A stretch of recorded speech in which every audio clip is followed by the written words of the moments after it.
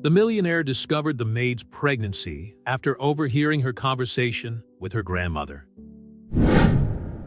The sound of the china cup shattering against the marble floor echoed through the Matthews mansion in Newport, Rhode Island. Connor Matthews stood motionless in the hallway, his hands still suspended in the air, while fragments of the conversation he had just heard reverberated in his mind with more force than the sound of the broken china.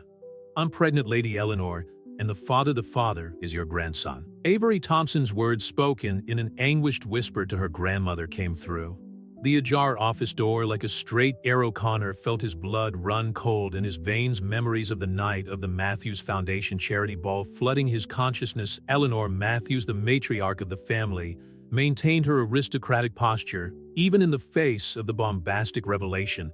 Her blue eyes, identical to her grandson's, studied the young housekeeper, who was sobbing discreetly in front of her. Avery, 26 years old, and with a dignity that never left her even in the most difficult moments, stood, her hands intertwined over the apron of her impeccable uniform. "How long?" Eleanor's voice sounded controlled, almost clinical. "8 weeks." Avery replied, her green eyes fixed on the Persian rug. It was the night of the ball. Connor closed his eyes, letting himself be transported to that night 6 weeks ago. The ballroom of the Newport Country Club sparkled with thousands of lights as the cream of Rhode Island society gathered for the annual event that raised funds for Children's Hospitals. As CEO of Matthews Industries, it was his duty to attend and give the opening speech. What no one expected was that Avery would be there, not as an employee, but as a guest. Her grandmother had insisted on bringing her, claiming that the young woman deserved a night of fun. After 3 years of dedicated work for the family, Connor still remembered the moment he saw her coming down the stairs of the mansion wearing a navy blue dress that highlighted her fair skin and reddish brown hair. That evening, after a few glasses of champagne and a dance that seemed to last forever, they met in the club's winter garden. The scent of the orchids, the moon shining through the glass ceiling, and the soft music in the background created an atmosphere that made all the social barriers that separated them crumble. Connor, his grandmother's voice brought him back to the present. Eleanor was standing in the doorway of the study, her piercing eyes studying her grandson's stunned expression. "How long have you been there?" he swallowed, finally noticing the mess at his feet. "Long enough," he replied, his voice huskier than he had intended. Avery came up behind Eleanor, and their gazes met for the first time since the revelation. Her face was pale, but she retained that characteristic determination that had always intrigued him. "I'm sorry, Mr. Matthews," she said, formal as ever. "I'll get something to clean that up." "No." Connor stopped her, stepping forward. "We need to talk," Eleanor sniffed softly. "I'll leave you two alone." But Connor, remember that the meeting with the shareholders is in 2 hours. The mention of business seemed to awaken something in Connor. As CEO of one of the largest technology companies on the East Coast, his personal life had always been under scrutiny. A scandal involving the pregnant housekeeper would be a disaster for the company's image. But when he looked at Avery, he saw more than his housekeeper. She saw the woman who over the last 3 years had brought new life to the mansion with her gentle smile and discreet efficiency. The woman who knew his taste, his schedule, his quirks. The woman who in a single night of mutual vulnerability managed to break down all his defenses. "Come with me," he said, guiding her to his personal office at the end of the corridor. The room, with its mahogany-paneled walls and view of the estate's gardens, had always been his refuge. Now it seemed too small to contain the magnitude of the moment. "Why didn't you tell me before?" Connor asked as soon as he had closed the door. Avery stood, her hands still nervously intertwined. "I tried several times, but you've been so busy the last few weeks with the company merger and the constant traveling, and also," she hesitated, "I didn't know how you would react." Connor ran his hands through his dark hair, a gesture Avery knew well it was his sign of anxiety. "You've known me for 3 years, Avery. You know I've never..." "Know what?" she interrupted him, her voice trembling slightly. "That you would never abandon me, that you would take responsibility." "Connor, you're Connor Matthews. Your name is on buildings, foundations, and business magazines. She gestured to her uniform. "The housekeeper." The brutal simplicity of that statement hit him like a punch. It was true in the eyes of the world. They belonged to different universes. But that night in the winter garden, when they shared their dreams, fears, and hopes, these differences seemed insignificant. "You've never been just something," he replied, moving closer to her. "And this baby, our baby, won't be either." The words hung in the air between them, full of promise and uncertainty. Through the window, the morning sun illuminated the gardens of the Matthews estate, where generations of the family had grown up surrounded by privilege and expectation. Now a new generation was on its way, challenging all the social conventions. Connor had always known the sound of the cell phone breaking the silence startled them. It was a reminder of the meeting with the shareholders. The reality of the outside world invaded that intimate moment, bringing with it all the complications they would have to face. "I can't miss that meeting," Connor said reluctantly. "But this conversation isn't over, Avery. We need to decide a lot of things." She nodded, pulling herself together. "I understand. I'm going back to work." As she turned to leave, Connor took her gently by the arm. "Avery, thank you for telling Grandma, even if I found out by accident." A small smile appeared on her lips the first that morning. "Your grandmother has always been more than a boss to me. She deserved to know." As he watched Avery walk away down the corridor, Connor knew that his life had changed irrevocably. In a few hours, he would be in front of shareholders discussing mergers and acquisitions, but his mind would be there in that mansion in Newport with the woman who carried his child, and a future full of possibilities and challenges. The meeting with the shareholders dragged on while Connor tried to stay focused on the financial projections displayed on the screen. The 12th floor of the Maid'S Technology Center in the heart of Providence used to be his natural territory, but today it seemed a strange and distant place. "Mr. Matthews." The voice of Richard Bennett, one of the oldest members of the board, brought him back to reality. "You seem distracted." Connor adjusted his tie and straightened his posture in the leather chair. "Excuse me, Richard, were you talking about expanding into the Asian market?" As the discussion continued, his mind wandered to the mansion in Newport. How would Avery be dealing with the situation? Now the image of her methodically organizing the library or supervising lunch as if nothing had happened seemed surreal. Last quarter's figures exceeded all expectations. She continued, her voice projecting a confidence she didn't feel. "The merger with West Coast Tech will position us." His cell phone vibrated. Discreetly, a message from his grandmother. "We need to talk before you go home." Eleanor Matthews had always been more than a grandmother to Connor. After the untimely death of his parents in a helicopter crash when he was just 12, she had become his anchor, perfectly balancing the role of business mentor and mother figure. The meeting finally ended at 2 in the afternoon. Connor had dismissed his driver and decided to drive to Newport, needing this time alone to organize his thoughts. The Audi R8 cut through Interstate 95 while the Rhode Island coastline paraded past the window. His grandmother was waiting for him in the Winter Garden, his favorite spot in the mansion. The atmosphere, with its glass walls and view of the Atlantic Ocean, had a calming effect that they both appreciated. "You always knew this would happen," Eleanor commented as soon as he sat down, pouring tea in a Chinese porcelain cups. "It wasn't a question." "What do you mean?" "Connor, darling, I've been watching you and Avery for 3 years. The way your eyes follow her when she enters a room, how you two have developed this silent dance of knowing each other's needs without needing words." She paused, sipping her tea. "That's why I insisted on taking her to the ball." The revelation took him by surprise. "You planned it?" "I planned to give you two a chance to see each other beyond your positions in this house."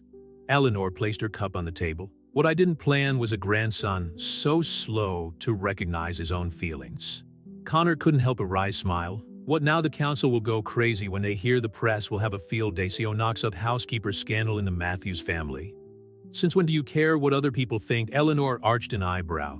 "Your grandfather caused a similar scandal when he married me. You know, I was just a literature teacher at Brown." That was a story Connor had never heard. "Was Grandpa CO when he met you?" "He was, and he stood up to the board, society, and his own family for me." She smiled at the memory. "Do you know what he said to me? Some people spend their whole lives building fortunes, but few find real treasure." The sound of footsteps in the hallway interrupted the conversation. Avery came through the door from the conservatory, carrying a tray of freshly baked cookies. Seeing Connor, she hesitated briefly. "Sorry, I didn't realize you were talking." "Come in, dear," Eleanor gestured. "Actually, I was just leaving. I have a meeting with the hospital committee." She stood up with her characteristic elegance. "You two have a lot to talk about." When they were alone, the aroma of cinnamon cookies, Connor's favorite, filled the room. It was a detail so typical of Avery, always attentive to his preferences. "How was the meeting?" she asked, arranging the cookies on a plate. "Productive." Connor watched her, noticing for the first time a slight change in her profile. Or maybe it was just his imagination now that he knew about the pregnancy. "Avery, about this morning, I've thought of everything," she interrupted him, sitting down in the armchair Eleanor had occupied. "I could look for another job, maybe in Boston or New York. We don't need to cause a scandal. I can raise the baby on my own. I don't want to complicate your life or damage the company." The determination in her voice hurt him more than any accusation could. Is that what you think I want for you to disappear with my son? What do you want then, Connor? Her green eyes stared at him, filled with a vulnerability she rarely showed. Then I stay here, serving tea to your future dates at social events while our son grows up behind the scenes of this mansion. Connor stood up, walking over to the glass wall. The afternoon sun tinted the ocean gold, creating a spectacle that would normally calm him down. I don't know exactly what I want, but I know what I don't want. I don't want you to leave. I don't want to miss any moment of your pregnancy or our child's life. And I definitely don't want to pretend that that night at the dance was a mistake. Avery stood up too, but kept her distance. People will talk. Let them talk. He turned to face her. My grandmother told me about how she met my grandfather. Sometimes the best stories start by breaking a few social rules. A small smile appeared on her lips. Your grandmother was always a rebel disguised as a lady of society. And you, Connor, took a step towards her. Are you ready to break some rules with me? Before she could answer, his cell phone rang again. It was his assistant reminding him about the video conference with Japanese investors in 15 minutes ago. Avery said softly, "We have time to figure this out." As Connor made his way to his office in the mansion, he realized that for the first time since the morning, he felt truly hopeful. The road ahead would be complex, but something in his heart told him that it would be worth every challenge. The news of Avery's pregnancy spread through the Maid'S mansion like a persistent whisper. The senior staff exchanged meaningful glances in the corridors while Connor noticed the subtle changes in the behavior of everyone around him. The housekeeper continued to carry out her duties as efficiently as ever, but there was a new tension in the air, especially when the two of them met a week after the discovery. Connor was in his office at the mansion when he received an unexpected call from Victoria Sinclair, editor-in-chief of the Providence Business Journal. "Mr. Maid'S, it has come to our attention that there is a delicate situation involving a member of your resident staff." Victoria's soft voice carried a veiled threat. "We'd like to hear your side of the story before we publish it." Connor felt his blood run cold. "How did you know that?" "I have my sources," she replied with false sweetness. "The story will be aired tomorrow at 9 a.m. It would be a shame if Maid'S Industries' reputation was tarnished by a personal slip-up." After hanging up, Connor pressed the intercom. "Susan, cancel my afternoon appointments, and please have Avery come to my office immediately." A few minutes later, Avery entered the room, his uniform as impeccable as ever, but with dark circles under his eyes that showed he'd had a bad night's sleep. "You called, Mr. Maid'S?" "Stop it," Connor said, wiping his hands across his face. "You don't have to go back to the formal treatment the press found out about us." Avery paled, leaning back in the nearest chair. "How?" "Victoria Sinclair from the Providence Business Journal. Someone must have leaked the information." He stood up, walking over to her. "We need to get ahead of this." "What do you suggest?" Before Connor could answer, Eleanor entered the office without knocking. "I already know everything, Victoria. Just called me trying to get some explosive statement out of me." The Maid'S matriarch sounded more determined than worried. "Both of you sit down. We need to work out a strategy." "Grandma, can't we just hush this up?" Connor asked, even though he knew the answer. "Hush it up? That's exactly what Victoria wants us to try and do." Eleanor smiled cunningly. "No, my dear, we're going to do something much better. We're going to control the narrative." Avery watched the interaction between grandmother and grandson with apprehension. "How exactly would we do that?" "With the truth," Eleanor replied simply. "A love story that began 3 years ago when a dedicated young woman brought new life to a house marked by tradition, a romance that blossomed naturally, culminating in a special evening during a charity event." "But what about the social difference?" Avery questioned. "People won't believe it." "Darling, do you know the story of how I met Harrison Maid'S?" Eleanor asked, sitting down elegantly. "I was a simple university professor when the heir to the Maid'S empire fell in love with me. The scandal lasted exactly 3 weeks until people found something more interesting to gossip about." Connor watched Avery absorb this information. She had always admired Eleanor, and knowing that the matriarch had faced a similar situation seemed to give her a new lease of life. Still, Avery hesitated. "Today's press is much more aggressive. That's why we need to act first," Connor interjected. "We can give an exclusive interview to another outlet, someone more respectable than Victoria Sinclair." Eleanor already had her phone in hand. "Leave it with me. Catherine Morrison from New England Lifestyle magazine owes me a few favors. She'll do an elegant and respectful profile." While Eleanor made the call, Connor approached Avery. "Are you okay with this? Do I have a choice?" she asked, a half smile on her lips. "At least this way we can tell our story our way." "Our story," Connor repeated softly. "I like the sound of that." Eleanor hung up the phone with a satisfied smile. "Catherine will be here in an hour. She suggested we do the photos in the winter garden with the sunset in the background." Pictures. Avery's eyes widened. But I'm in uniform. Not for long, Eleanor declared. Come with me, dear, I have some dresses that will look perfect on you. As the two women left the office, Connor received another call, this time from Richard Bennett. Connor, the rumors have already reached the council. The veteran counselor sounded concerned.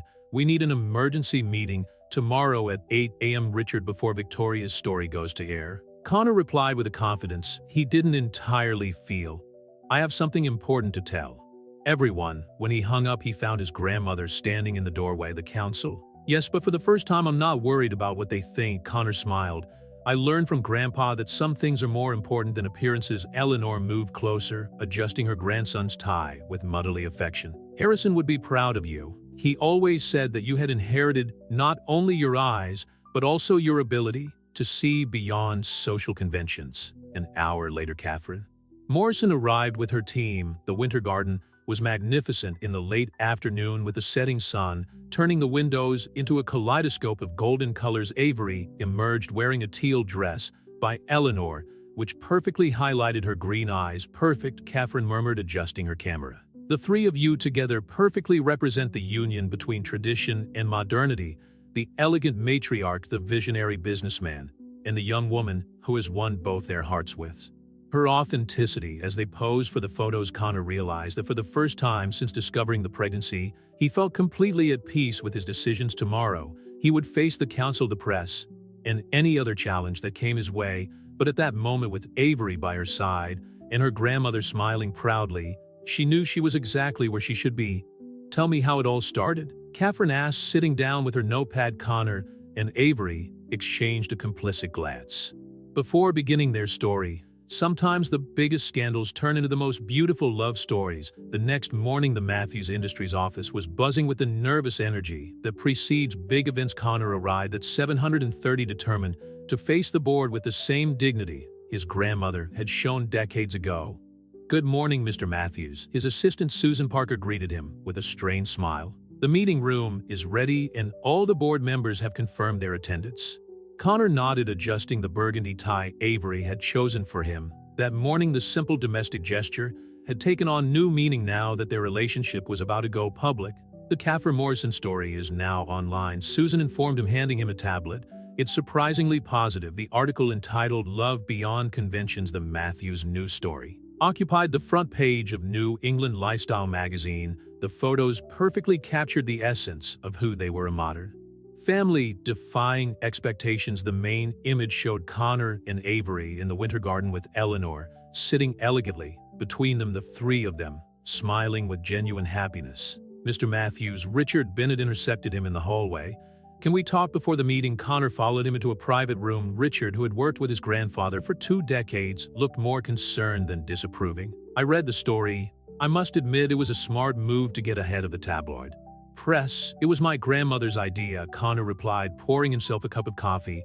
She always knew how to deal with public opinion better than any of us. Yes, Eleanor was always exceptional at it. Richard paused. Connor, do you understand that some council members will question your judgment not because of the relationship itself, but because of how it might affect the company's image? Like it did when my grandfather married a university professor. Richard smiled slightly. Touché, but those were different times. Today, with social media, today we have more tools to tell our story our way. Connor interrupted him.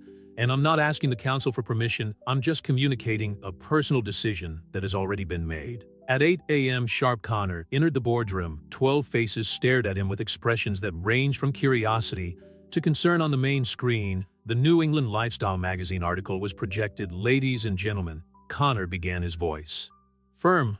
I imagine you are all aware of the recent events in my personal life. Before Ms. Sinclair publishes her sensationalized version, I'd like to share a few important facts. For 40 minutes, Connor explained his history with Avery, emphasizing her professional competence, her integrity, and the mutual respect that had always existed between them. He spoke about the pregnancy with restrained pride, making it clear that he would take on all the responsibilities with joy. But what about the company shares? Margaret Wells, one of the more conservative board members, asked. Have you checked how the market is reacting? In response, Connor projected a graph.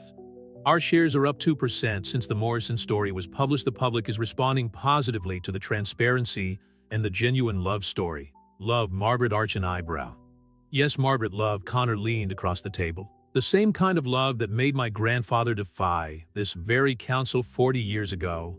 And do you know what happened? The company thrived because customers and investors respect leaders who are authentic and human. The silence that followed was interrupted by Connor's cell phone. It was a message from Avery. First appointment scheduled for 2 p.m. Want to come with me? His smile as he read the message must have been telling, because Richard sniffled softly. I think we've discussed enough for today. Connor has other important commitments. As the counselors left, some offering discreet words of support, Connor replied to the message.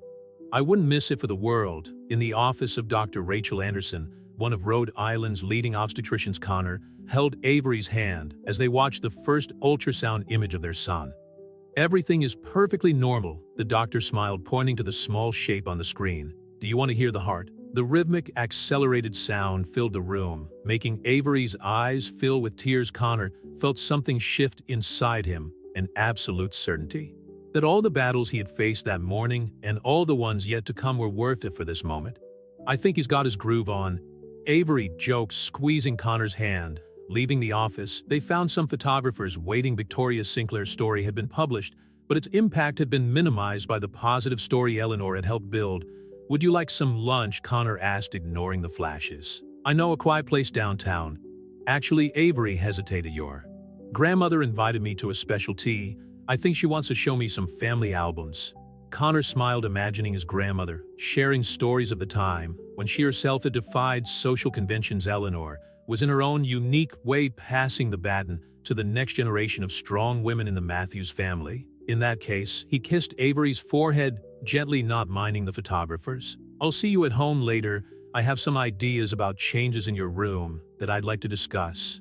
Changes? Well, we can't have the future Mrs. Matthews living in the housekeeper's quarters, can we? Avery's beaming smile was all the answer he needed as he watched her get into the car that would take her back to the mansion. Connor realized that some battles aren't really battles at all. They're just necessary steps towards the destiny that has always been waiting for us. The news of Connor Matthews and Avery Thompson's relationship quickly became the most talked about topic in Rhode Island social circles. The contrast between Victoria Sinclair's sensationalist headlines and Kafra Morrison's elegant narrative created a heated debate about love, social class, and family traditions at the Matthews mansion. Avery tried to maintain her normal routine, even as significant changes were taking place around her that morning. While overseeing the organization of the master bedroom, which she would soon share with Connor, she found an old box of photographs hidden in the back of a closet.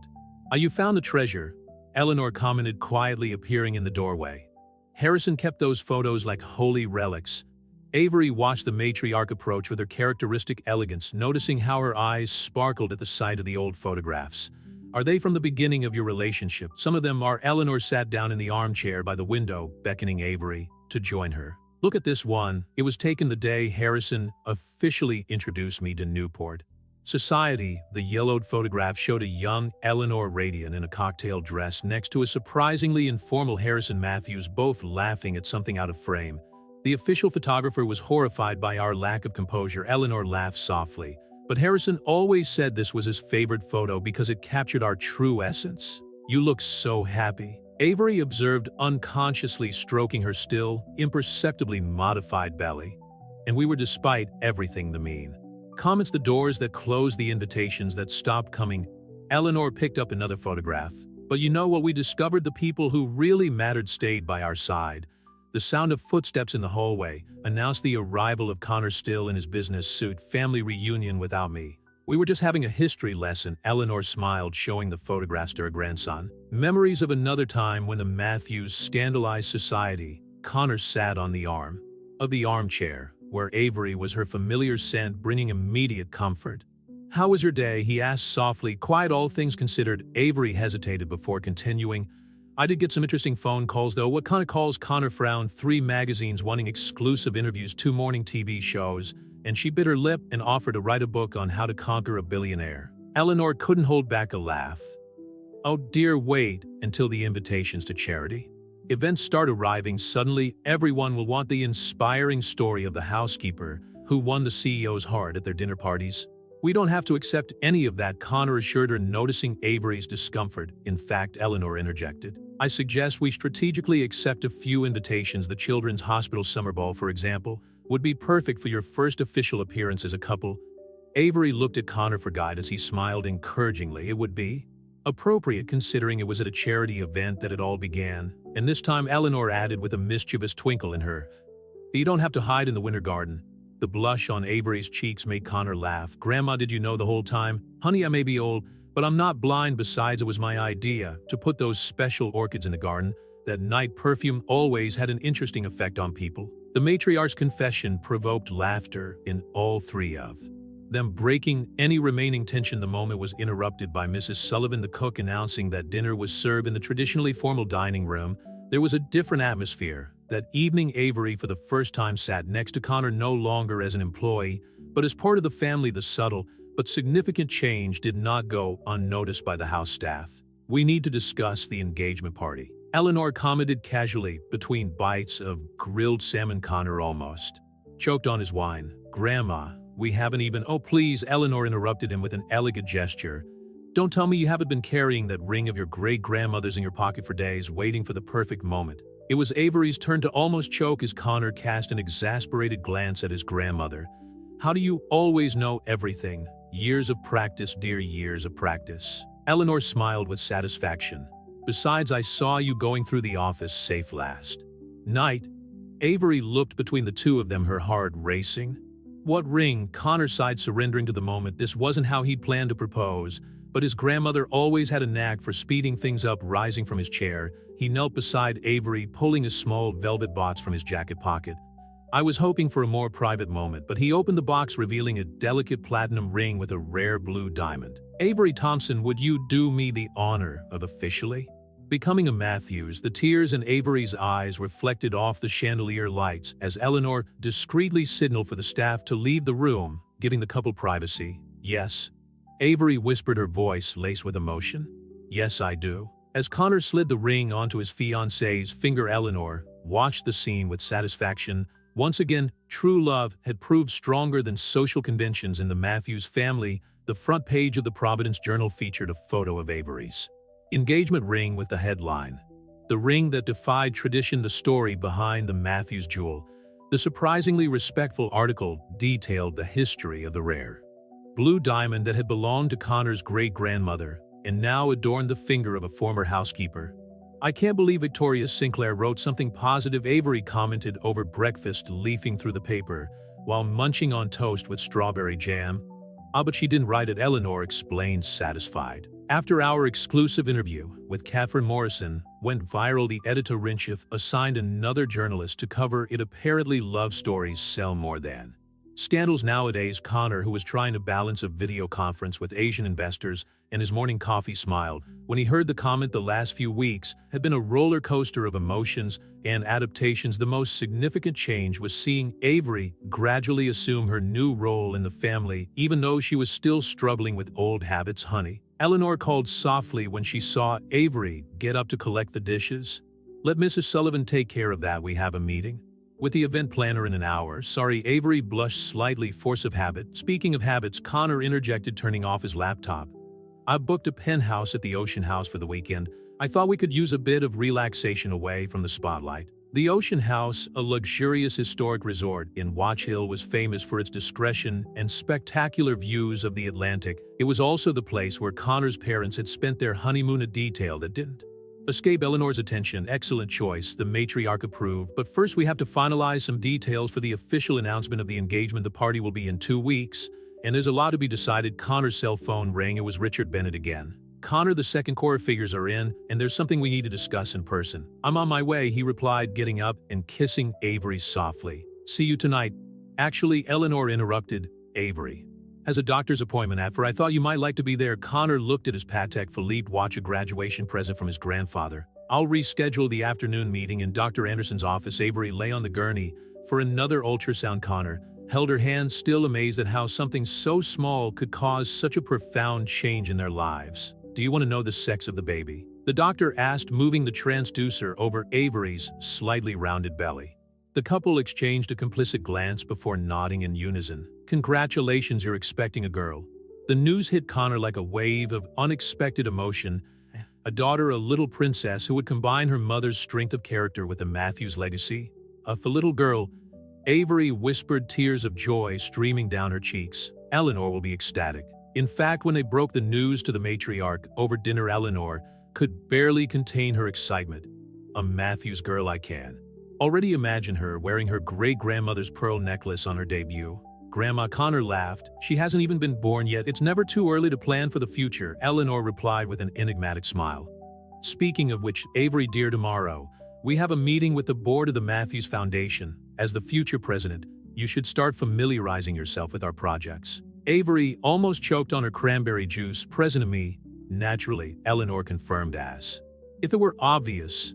It's always been tradition for the CEO's wife to lead the foundation. In addition, her background in administration and her practical experience in management will be invaluable. Connor watched his fiancée process the information. Avery had a degree in business administration from the University of Rhode Island, a detail that many overlooked due to her position as a housekeeper. Now that education would finally be valued.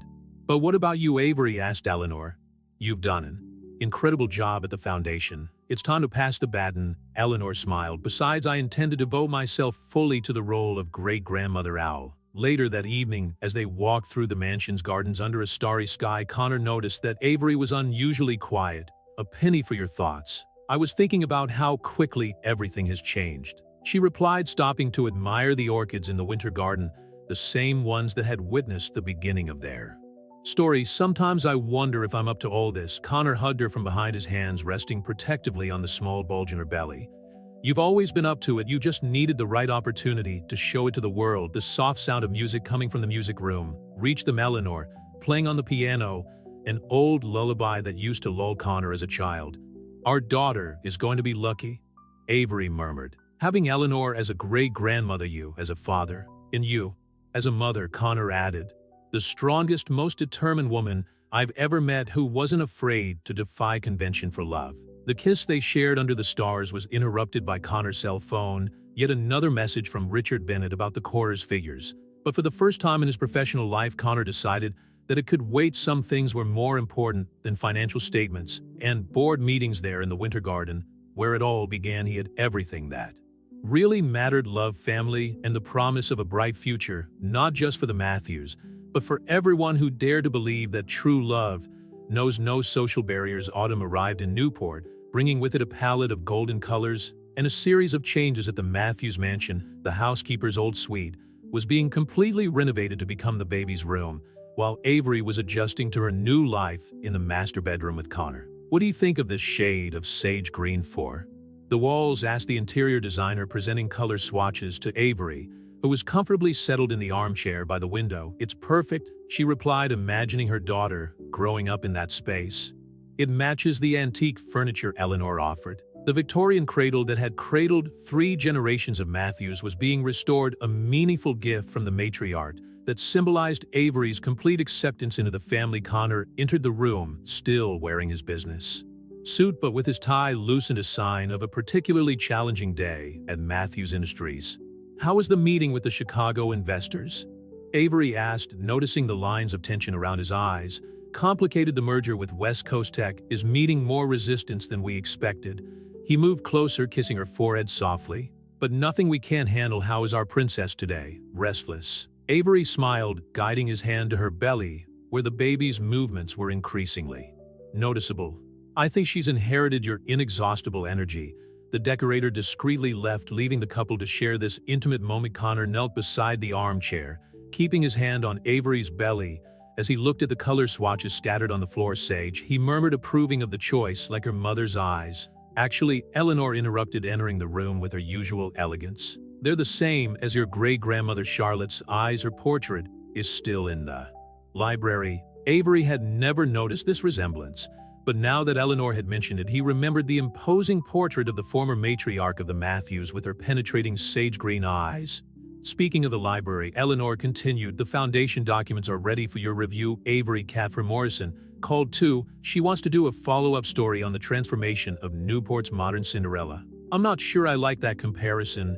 Avery frowned. "It makes it sound like I was looking for a Prince Charming when in fact you were too busy keeping this house running to even think about romance." Connor added, a mischievous smile on his lips. "Until I came along, of course. Until your grandmother conspired to bring us together." Avery corrected, exchanging a complicit glance with Eleanor. Dinner that night was served in the winter garden, taking advantage of one of the last warm nights of fall. Mrs. Sullivan had prepared a special feast to celebrate the success of Avery's first meeting as the future president of the Maid'S Foundation.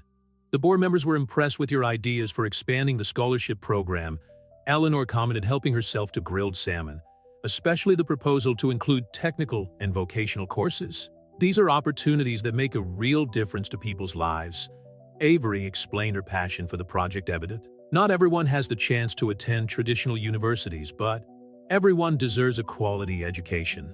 Connor watched his fiancée with growing pride. The same determination and efficiency she demonstrated as a housekeeper was now being directed towards projects that would impact hundreds of lives. Speaking of education, Eleanor mentioned casually, "I got an interesting call from the Dean of Brown today, Grandma." Connor warned, recognizing the tone his grandmother used when she was up to something.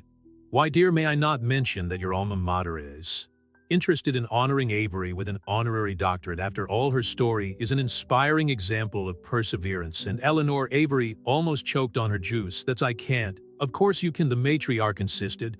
"You've built a solid career, you're revolutionizing one of Rhode Island's largest charitable foundations, and your story is inspiring others to pursue their dreams regardless of their social background." Connor took Avery's hand on the table, feeling it tremble slightly. "You deserve every honor, my love, but you only need to accept the ones you feel comfortable with." The moment was interrupted by Connor's cell phone. Richard Bennett. Again, more complications with the corporate merger that needed his immediate attention. "Go on," Avery smiled understandingly. "I know it's important." As Connor headed for his office, Eleanor and Avery stood in the winter garden, watching the first stars appear in the autumn sky. "You know," Eleanor began, her tone softer than usual, "when Harrison met me, I was finishing my doctorate in English literature. Everyone thought I was too pretentious for wanting to continue my education as a woman in the 60s. And how did you deal with that?" I turned the criticism into fuel. The more people said I didn't belong in the Maid'S world, the more I dedicated myself to proving my worth, not to them, but to myself. Avery absorbed the matriarch's words, realizing that in a way, she was living her own version of this story. The difference was that, unlike Eleanor, she had her family's unconditional support from the start. The notification on Connor's cell phone flashed insistently during the board meeting. It was a reminder of the first childbirth preparation class he and Avery had scheduled for that afternoon. Discreetly, he checked his Patek Philippe watch. He still had 2 hours of financial presentations ahead of him, as you can see from the graphs. Richard Bennett continued his presentation on the merger with West Coast Tech. "We need to consider the long-term implications." Connor tried to concentrate, but his mind wandered to the mansion where Avery was having her first official meeting as president of the Maid'S Foundation. She had spent the previous evening reviewing reports and proposals, determined to impress the board with her competence. "Mr. Matthews," Margaret Wells' voice brought him back to reality. "Your opinion on the restructuring proposal?" Before he could answer, his cell phone vibrated again. This time it was a message from Eleanor. "Come home immediately." Avery got sick during the meeting. Connor felt his blood run cold in his veins. "Excuse me," he stood up abruptly. "We have a family emergency." "Richard, can you conduct the rest of the meeting?" The drive from Providence to Newport never seemed so long. When he finally arrived at the mansion, he found Dr. Anderson already present, talking to Eleanor in the foyer. "Where is she?" Connor asked, still panting from the car ride to the door. "In the master bedroom, resting." Eleanor replied, her voice calm but concerned. "It was just a drop in pressure, darling. The doctor has already examined her." Connor climbed the stairs every 2 steps, finding Avery lying on the king-size bed, paler than usual, but conscious. "Hey," she smiled weakly. "Sorry I pulled you out of the meeting." "Don't be sorry." He sat on the edge of the bed, holding her hand. "What happened?" "Stress and anxiety," Dr. Anderson explained, entering the room. "Your blood pressure dropped during the presentation to the foundation board. It's common in pregnancy, especially in nervous situations, but we need to monitor it closely. I just wanted to prove that I could do it." Avery murmured, tears forming in her eyes, that it wasn't just the former housekeeper trying to pass herself off as something she's not. Connor felt his heart squeeze. Even after all these months, even with the blue diamond ring on her finger and the unconditional support of her family, Avery still carried insecurities about her place in a Maid'S world. "Darling," Eleanor intervened, entering the room with a cup of chamomile tea. "The council was impressed with your presentation, even if it was interrupted." Victoria Henderson even commented that your proposals for the scholarship program are the most innovative we've seen in years. "But now they'll think I'm not strong enough to lead," Eleanor added, arching an eyebrow. Nonsense. When I was pregnant with Edward Connor's father, I fainted during an important charity dinner. Do you know what Harrison did? He canceled the whole event and turned the ballroom into a makeshift emergency room. The story drew a small smile from Avery. Dr. Anderson took advantage of the moment to make a few more recommendations: rest for the rest of the day, a balanced diet, and most importantly, reducing stress levels. Maybe we should postpone the interview with Catherine Morrison, Connor suggested, but Avery shook her head. No, this is important. The story could help other women who feel intimidated by corporate environments. I just need to find a better balance. Eleanor smiled proudly. Speaking of balance, I've canceled all the foundation's appointments for this week, and I don't accept arguments. She held up her hand when Avery tried to protest. Consider it an order from the President Emeritus. After everyone had left the room, Connor lay down next to Avery, one hand protectively on her stomach. You don't have to prove anything to anyone, he whispered. You've already earned your place not only in the family, but in the hearts of everyone who really matters. It's hard sometimes, she admitted, snuggling against him, when I hear the whispers at social events or see the headlines in the tabloids. Hey, Connor interrupted her gently. Remember what we found out with that first Catherine story? People love our story not because it's scandalous, but because it's real, because it shows that true love still exists, even in a world so divided by social class. The sound of footsteps in the hallway announced the arrival of Mrs. Sullivan with a tray of homemade soup, the same recipe that Avery used to order when a family member was ill back in the days when she was housekeeper. Some habits never change. Avery smiled, recognizing the affectionate gesture. And they don't have to, Connor replied, helping her to sit down. It's the sum of all your experiences that makes you the extraordinary woman you are today. As she savored the familiar soup, Avery reflected on how her life had changed in less than a year, from housekeeper to the future Mrs. Matthews, from employee to president of an important foundation. But more significant than the titles were the bonds she had built with Connor, with Eleanor, with the entire Matthews family. The first snow of December was covering the gardens of the Matthews mansion when Catherine Morrison arrived for the promised interview. Avery, recovering from the stare of weeks ago, welcomed her into the office that once belonged to Eleanor, a symbolism that did not go unnoticed by the journalist. The last time we met, you were beginning your transition from housekeeper to bride, Catherine commented, preparing her tape recorder. Now, in addition to being the future Mrs. Matthews, you're the president of the foundation. What's it been like dealing with so many changes? Avery unconsciously adjusted the navy blazer that covered her 6-month belly. Honestly, it's a daily challenge, but I've learned that change doesn't mean abandoning who you are. It means expanding your horizons. The conversation was interrupted by Eleanor, who entered carrying a folder of documents. Sorry to intrude, but I thought you might like to see this, Avery. The board unanimously approved your proposal for the new vocational training center. The news made Avery's eyes light up. The training center was her most ambitious project, a space that would offer technical and vocational courses for low-income young people, with a special focus on single mothers. That reminds me, Catherine observed, taking notes, that you yourself come from a humble background. How does this experience influence your vision for the foundation? I think my background gives me a unique perspective, Avery replied, exchanging a meaningful glance with Eleanor. I understand both the difficulties of those who need help and the complexities of running an organization of this size. It's like being a bridge between two worlds. The sound of hurried footsteps in the corridor heralded the arrival of Connor, still in his business suit, but with a beaming smile on his face. Sorry to interrupt, but I needed to share the news. The merger with West Coast Tech has been approved. The atmosphere in the room changed instantly. Eleanor applauded discreetly while Catherine made frantic notes on her pad. Avery, however, noticed something else in Connor's eyes. There was not only professional satisfaction there, but also a particular glow that she knew well. There's something else, isn't there? She asked, recognizing that look he had when he was planning a surprise. Connor approached, taking her hands. The merger approval means we'll need to spend more time on the West Coast. I thought we could use this as an opportunity for something special. How special? Avery tilted her head, curious. Like getting married in Big Sur, just as the closest family with the Pacific as a witness. He smiled, noticing the astonishment in her eyes. No pressure from Newport society, no sensationalist headlines, just us celebrating our love in our own way.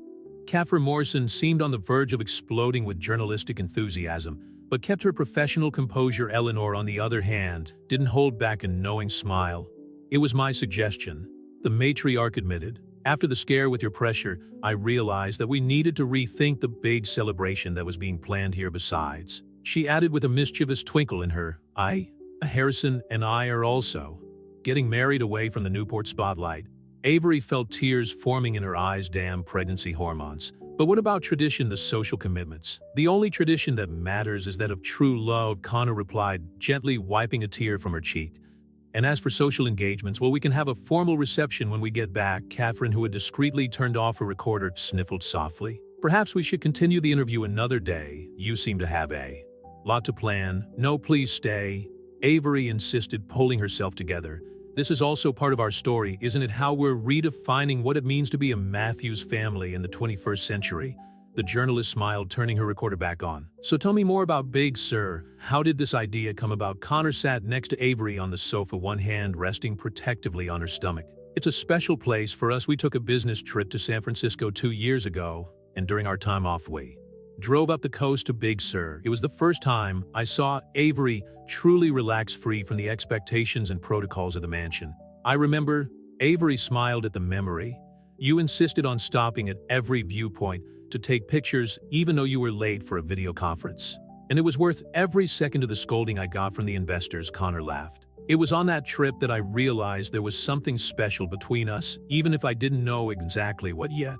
Eleanor watched the couple interact with obvious satisfaction. As matriarch of the Mathews, she had always known that tradition needed to evolve in order to survive. Seeing her grandson, in Avery, finding their own way, honoring the essence of the family, while creating their own traditions, was more rewarding than any social event could be. So Catherine continued, when is this intimate wedding in Big Sur? In 2 weeks. Connor replied, surprising everyone in the room. I've already made all the necessary arrangements. I was just waiting for the right moment to propose the idea. 2 weeks, Avery's eyes widened. But what about the preparations? Everything's ready, Eleanor interjected with a conspiratorial smile, including your dress adapted to accommodate our little treasure, of course. Avery looked around the room at the 3 people who had transformed her life in such profound ways: Connor, her love, and partner; Eleanor, her mentor and second mother; and Catherine, who had helped tell her story to the world in a way that inspired others to believe in modern fairy tales. So, she finally said, a smile lighting up her face, I think we have a wedding to plan in Big Sur. The Big Sur coastline stretched majestically before the window of the Post Ranch and Suite, where Avery watched the sun dip into the Pacific. 2 weeks had passed like a breath since Connor's proposal for an intimate wedding in this magical place. Everything is ready on the deck for the rehearsal, Eleanor announced, entering the room with her characteristic elegance. The celebrant has arrived and Connor is finishing up one last video conference with the transition team from West Coast Tech. Avery adjusted the flowy silk dress that perfectly accommodated her 6-month belly. I still can't believe you guys planned all this in secret. Oh, honey, Eleanor smiled, reaching up to fix a lock of Avery's hair. I learned a long time ago that the best moments in life are the ones we can't completely control. A soft knock on the door interrupted the conversation. It was Catherine Morrison, who had been invited not only as a journalist, but as a family friend. Sorry, but I thought you might like to see this. She showed her tablet where the latest online edition of the Providence Journal displayed a surprising headline: Mathews choose love over tradition, a modern fairy tale. Victoria Sinclair must be furious that she missed the exclusive. Eleanor commented with a satisfied smile. Actually, Catherine revealed, she wrote the story. Apparently our story has made her rethink her approach to social journalism. The sound of familiar footsteps in the corridor heralded the arrival of Connor, who stopped abruptly at the sight of Avery while he whispered, his eyes shining with admiration. Connor, Eleanor protested in false horror. You shouldn't see the bride before the wedding. Technically, he smiled, stepping closer to Avery. That's just the rehearsal. And besides, since when do the Mathews follow conventional rules? The deck of the Post Ranch had been transformed into an intimate and elegant space for the ceremony. Glass lanterns hung from rustic beams, their soft lights competing with the natural spectacle of the sun setting over the Pacific. Only 20 chairs were arranged in a semicircle reserved for close family and hand-picked friends. During the rehearsal, Richard Bennett, who had surprisingly become one of the couple's biggest supporters, practiced his speech, his best man. I knew Connor Mathews first as a business prodigy, he began, but it was through Avery that I saw him truly become a leader. Mrs. Sullivan, who had insisted on traveling to Big Sur to personally oversee the wedding menu, discreetly wiped away a few tears as she watched the rehearsal for her, who had known Avery as a determined young governess. Seeing her transformation was especially moving after the rehearsal, as the last rays of sunlight painted the sky pink and gold. The small group gathered for it Informal dinner on the restaurant's veranda. Connor raised his glass of sparkling water in solidarity with the pregnant bride. Tradition would have me give a long speech about responsibilities and expectations. He began looking directly at Avery. But our story has never been about following traditions, has it? It was about creating new ones, new beginnings. Avery added softly, a hand resting on her belly where her daughter was actively moving. Eleanor watched the scene with watery eyes, the blue diamond ring on her finger identical to the one Avery wore sparkling in the lantern light. Harrison would love to see this, she commented to Catherine, who continued to discreetly document every moment. He always said that the Matthews' true legacy wasn't in the buildings or the bank accounts, but in the ability to recognize true love when it appears. The evening progressed with soft conversations and genuine laughter. The sound of the Pacific waves provided a natural soundtrack as stories were shared and memories were created. This time tomorrow, Connor whispered in Avery's ear as they danced slowly under the stars. "You'll officially be a Matthews." "I already am," she replied, leaning her head on his shoulder. "The paper will only make official what our hearts already know." Eleanor, watching the couple from the balcony, smiled as she saw how her family had evolved from a dynasty built on rigid traditions. The Matthews had become a symbol of how love can transcend social barriers and redefine the meaning of legacy. Catherine silently approached the matriarch. "Any regrets about not having the big celebration in Newport?" "None," Eleanor replied without hesitation. "Big Sur is perfect for them. It's wild and elegant, at the same time like their love impossible to contain in social conventions." The sea breeze carried promises of a new dawn, while the stars silently witnessed another chapter in the Matthews story, a story that continued to surprise and inspire, proving that sometimes modern fairy tales begin with a determined housekeeper and a CEO who had the courage to follow his heart. Dawn in Big Sur brought with it a soft mist that enveloped the coastal cliffs like a natural veil. In the master bedroom of the Post Ranch in Avery awoke to the sound of the waves and the scent of fresh flowers filling the room. It was his wedding day. "Good morning, dear." Eleanor entered the room, carrying a tray with chamomile tea and gingerbread cookies, the same ones Avery used to prepare at the Matthews mansion. "How are you feeling?" "Surprisingly calm," Avery replied, taking a seat on the king-size bed. Her hand instinctively landed on her prominent belly where her daughter was moving gently. "I think she's anxious too." The suite quickly turned into a preparation center. Catherine Morrison, who had become more than a journalist for the family, arrived with a makeup artist and hairdresser. Mrs. Sullivan appeared soon after, insisting on personally supervising the brides. "Breakfast, something old," Eleanor announced, pulling a velvet box from her handbag. Inside, a delicate pearl necklace gleamed. "It belonged to my mother, then to me, and now it's yours." Avery felt tears forming in her eyes as Eleanor gently clasped the necklace around her neck. "It's perfect," she whispered, touching the pearls reverently. "Something new." Catherine approached with a small blue Tiffany box, a gift from the staff of the Matthews Foundation. It was a delicate platinum bracelet with a small key-shaped pendant. "They said it represents how you've opened new doors for everyone." "Something borrowed," Mrs. Sullivan added, handing over a delicate lace handkerchief. "I wore it in my own wedding 40 years ago." "And something blue," a male voice added from the doorway. Richard Bennett was there holding a velvet box. "Connor asked me to deliver this." Inside was a pair of sapphire earrings that perfectly matched her engagement ring. While the beauty team worked, Avery looked out of the panoramic window at the Pacific stretching out endlessly. Somewhere in that same hotel, Connor was probably getting ready to, perhaps having one last chat with Richard about the business merger, or simply contemplating how their lives had changed so dramatically in less than a year. The dress, an exclusive creation Eleanor had commissioned, was a dream in silk and French lace designed especially to enhance her pregnancy. The flowing model fell perfectly with delicate lace details at the neckline and three-quarter sleeves. "You look absolutely stunning," Eleanor declared, her hands trembling slightly as she adjusted her veil. "Harrison would be so proud to see our family growing like this." A soft knock on the door announced the photographer's arrival. "It's time," he smiled gently. "The deck is ready and the groom is waiting." The path to the Post Ranch's deck had been decorated with lanterns and wildflowers. The morning mist had cleared, revealing a perfectly blue sky that met the ocean on the horizon. Just 20 chairs occupied by familiar and beloved faces formed an intimate semicircle. Connor waited at the makeshift altar, his navy blue suit contrasting with the vastness of the Pacific behind him. When Avery appeared, led by Richard Bennett, who had volunteered to replace her deceased father in this role, time seemed to stand still.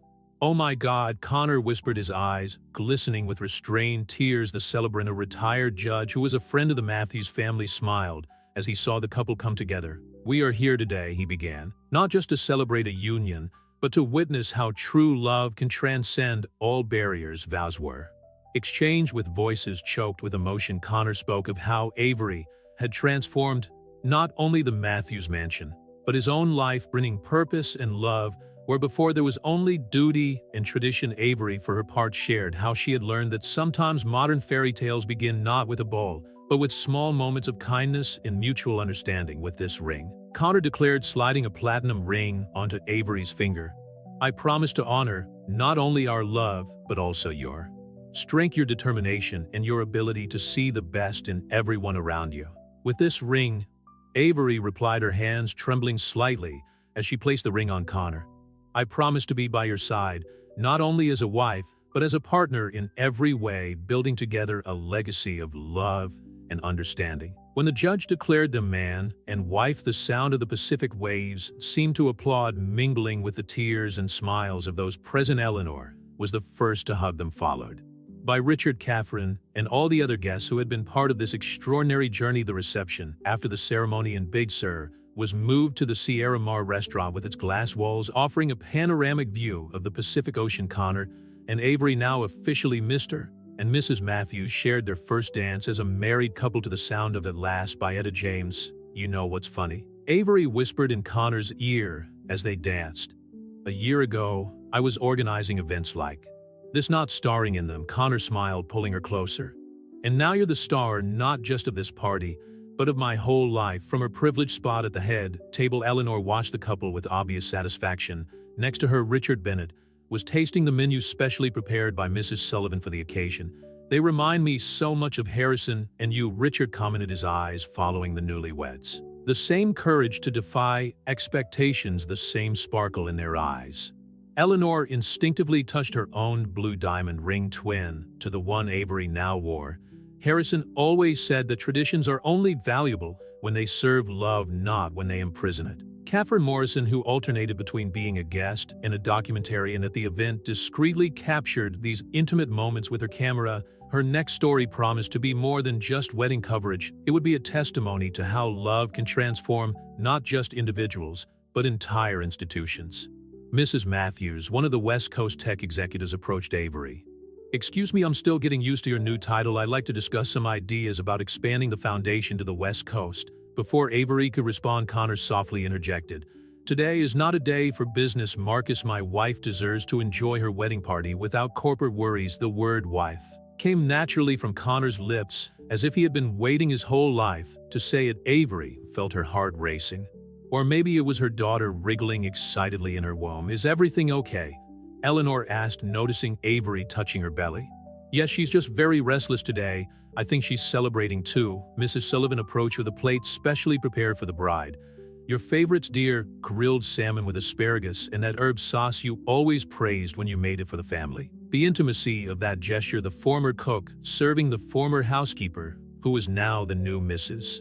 Matthews, did not go unnoticed by the guests. It was a perfect symbol of how the Matthews mansion had become a place where traditional hierarchies gave way to genuine bonds of affection. When it came time for the speeches, Richard Bennett stood up first, his glass raised towards the bride and groom. "I knew Connor Matthews as a business prodigy, but it was through Avery that I saw him become a true leader. She taught us that greatness doesn't come from titles or bank accounts, but from the ability to see and value the potential in each person." Eleanor was next, her voice charged with emotion. "Harrison always said that the true test of a family is not in preserving traditions, but in knowing when it's time to create new ones." Today, the Matthews didn't just gain a new member, we gained a new vision of who we can be. Connor surprised everyone by taking the microphone next. "Many here knew Avery first as our housekeeper. They saw her dedication, her intelligence, her ability to make the Matthews mansion run like a Swiss watch. What few knew was that while she was taking care of our home, she was silently transforming our hearts." Tears flowed freely down Avery's face as Connor continued. "My grandfather used to say that some people build fortunes, but few find true treasures. I found my treasure by serving tea on an autumn afternoon, organizing charity events with military precision, and turning an old mansion into a real home. The celebration continued until sunset when the golden and pink hues of the California sky created a natural spectacle over the Pacific. The guests began to say goodbye, leaving only the most intimate circle for one last moment together. "Where are you going on your honeymoon?" Catherine asked, putting away her camera after capturing the last ray of sunshine over the ocean. "Napa Valley," Connor replied, his hand entwined with Avery's. "A few days of peace before we dive into the merger with West Coast Tech, and before our little Matthews arrives," Avery added. Smiling as she felt another kick from her daughter, Eleanor watched the scene with watery eyes, remembering her own unconventional love story with Harrison. How he would have loved to see this moment. She thought to see his grandson find the same kind of transformative love that they had shared. Night fell softly over Big Sur, enveloping the Post Ranch in a blanket of stars. Connor and Avery shared one last moment on the balcony of their suite, watching the lights of the distant ships on the horizon. "Happy?" Connor asked, kissing his wife's temple softly. "More than I ever thought possible," Avery replied, leaning back against him. "Who knew that first cup of tea at the mansion would lead us here?" The sound of the waves provided a perfect soundtrack for that moment of reflection and silent promise. The future opened up before them like the Pacific itself, vast, full of possibilities, and absolutely breathtaking. 3 months after the wedding in Big Sur, the Matthews mansion in Newport was buzzing with preparations for the arrival of the newest member of the family. Avery's old bedroom, now completely transformed into a nursery, displayed soft shades of sage green and gold with the restored Victorian cradle taking pride of place by the window overlooking the gardens. Dr. Anderson called. Connor announced, entering the nursery, where Avery was meticulously organizing small clothes in drawers lined with tissue paper. "She wants you to slow down for the next few weeks. The pressure's a bit high again." Avery sighed, one hand instinctively resting on her 10.5-month belly. "But we still have the opening of the training center next week. I can't just—" "Yes, you can," Eleanor interrupted, appearing in the doorway with a cup of chamomile tea. "The foundation won't fall apart if you take a few weeks off." Besides, she smiled, "I have a surprise that might help you relax." The matriarch gestured, and Mrs. Sullivan entered the room, carrying an antique mahogany box. "I found these in the attic this morning," Eleanor explained, carefully opening the lid. "It's the diaries of my mother-in-law, Charlotte, including the one she wrote during her pregnancy." Avery's eyes lit up at the sight of the leather-bound notebooks, their pages yellowed by time, but still perfectly legible. "Connor's great-grandmother, the one with the sage-green eyes." "Exactly," Eleanor smiled. She also faced her own challenges when she joined the Matthews family. She was the daughter of a university professor. At a time when marriage alliances were purely commercial between high-society families, Connor approached curious. He had never seen these diaries before. "Why didn't you ever tell me about them, Grandma? Some stories need the right moment to be shared," Eleanor replied enigmatically. And now, with her daughter about to be born, it seemed like the perfect time for Avery to learn more about the strong women who helped shape the Matthews legacy. While gently flipping through the pages of the first diary, Avery found a loose photograph. It showed an elegant young woman with striking green eyes, the same ones that now stared back at her from the portrait in the library, sitting on a bench in the winter garden, her hand resting protectively on a prominent belly. "That picture was taken exactly where you used to serve tea when you were a governess," Eleanor observed. "Charlotte turned that space into her refuge, just as you did years later." Connor watched his wife absorb this information with an expression of wonder. It was as if each new discovery about the Matthews history helped Avery to further solidify her place in the family. "There's one more thing," Mrs. Sullivan said, pulling a yellowed envelope from the bottom of the box. It was a letter addressed simply to the next Matthews mother. With trembling hands, Avery opened the envelope, revealing elegant handwriting. "Dear, if you're reading this letter, it means it's time to pass on our most treasured tradition, the courage to redefine what it means to be a Matthews. Every generation of this family has been marked by women who dared to defy expectations, who turned love into legacy. When I found out I was pregnant with a man who would become the patriarch of the modern Matthews," Minnie said, "I didn't live up to the name. But I learned that greatness doesn't come from titles or fortunes. It comes from the ability to see beyond appearances, to recognize true value in people." To you, future Matthews mom, I leave not only these diaries, but also the certainty that you're exactly who this family needs. Whatever your story, it is your unique experiences that will enrich the legacy we pass on. Loved, Charlotte Matthews. Tears flowed freely down Avery's face As she finished reading, Connor hugged her from behind their hands, joining over her belly where their daughter was actively moving. "It's like she knows," Avery whispered, as if somehow Charlotte knew that one day another unconventional woman would join the family. Eleanor smiled gently, touching the portrait in the old photograph. "The Matthews have always had a gift for recognizing extraordinary souls." Harrison used to say that our true heritage is not in investments or property, but in the love stories that built this family. A particularly hard kick made Avery gasp softly.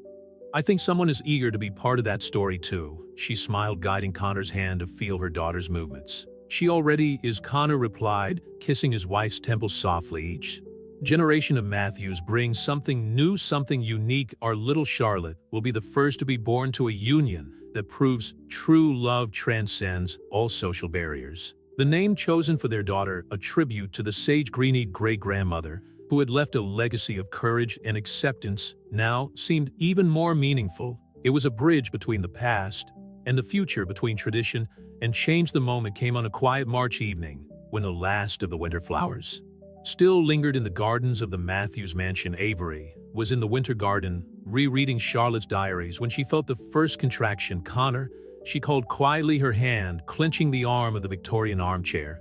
"I think it's time." Within minutes, the mansion went into coordinated movement. Eleanor, who had practically moved into the guest room over the last few weeks, already had her hospital bag ready. Mrs. Sullivan quickly organized teas and snacks for the long evening ahead. Connor, normally so composed at board meetings, seemed to be the only one truly nervous. "The car is ready," Richard Bennett announced, having arrived in record time after receiving the call. "Catherine Morrison is also on her way to the hospital. She's promised to keep the press away." Newport Hospital had prepared a private wing for the arrival of the newest member of the Matthews family. Dr. Anderson was waiting for them in the lobby, his familiar face bringing immediate comfort to Avery. "How are the contractions?" the doctor asked as she led Avery into the delivery room. "Every 6 minutes," Eleanor answered before Avery could, her years of experience evident. "And getting more intense." Connor never left his wife's side, whispering words of encouragement and love. As the hours passed, he had managed billion-dollar mergers and navigated corporate crises, but nothing had prepared him for the intensity of this moment. "Remember our first dance at the charity ball?" he murmured between contractions. "Try to distract Avery. You looked so beautiful in that blue dress." "And you?" Avery gasped, squeezing his hand. "As nervous as you are right now." Eleanor watched the couple interact with tears in her eyes. It was like watching history repeat itself. Harrison had been equally protective during the birth of Edward, Connor's father. At 3:47 in the morning, with the first signs of dawn beginning to color the Newport sky, Charlotte Eleanor Matthews came into the world with a strong, healthy cry. Dr.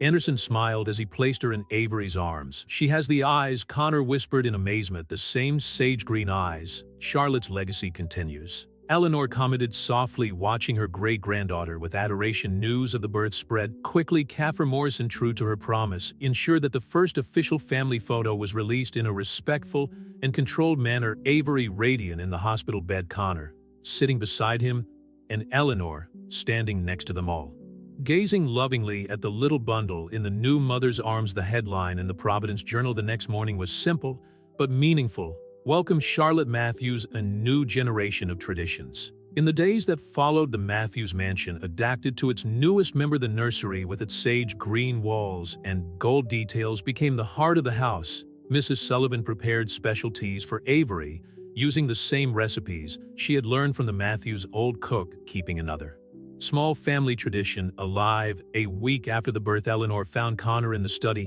gazing at the portrait of his great-grandmother Charlotte. "Did you know," he said without turning around, "that when Avery was housekeeper, she used to clean this painting herself?" She said there was something about Charlotte's eyes that made her feel connected. "Some souls recognize each other across time," Eleanor replied, placing a hand on her grandson's shoulder. "How do you think Harrison and I met?" "How did you and Avery meet?" "In the winter garden." Avery was breastfeeding Charlotte while reading aloud excerpts from her namesake's diaries. The sunlight, filtering through the glass, created a delicate pattern on the baby's face, who looked up at her mother with those striking sage green eyes. "Your great-grandmother would be the first to celebrate how our family continues to evolve," Connor commented, entering the garden with a cup of Avery's favorite tea. "A governess who became president of the Matthews Foundation and mother of the next generation, and who still knows how to make a perfect cup of tea." Avery added with a smile, watching Connor pour the drink exactly as she had taught him so long ago. Eleanor joined them, carrying a small package wrapped in tissue paper. "I found this morning, another treasure from the attic." It was a delicate gold bracelet with a key-shaped pendant identical to the one the foundation staff had given Avery. "Charlotte wore this," Eleanor explained, showing an old photograph where the jewel was visible on the former matriarch's wrist.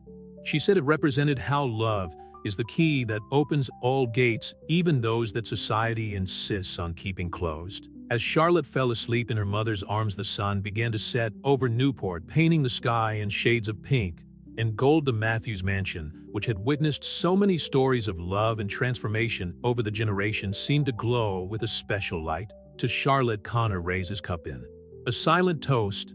"All the Charlottes who came before, and this little one who taught us that the true legacy of the Matthews is not in titles or fortunes, but in the courage to love without reservation." Avery added, her gaze meeting Connor's with the same intensity as that first night at the charity ball. Eleanor watched the scene with satisfaction, knowing that Harrison would be proud to see how his family had grown and evolved at the Matthews mansion. The old traditions hadn't been abandoned. They had been transformed by each new generation, enriched by each new love story, and now, with little Charlotte in her arms, Avery finally understood that her journey from governess to Mrs. Matthews hadn't just been her personal story. It was part of a greater legacy, a tapestry of love and courage that would continue to be woven by future generations.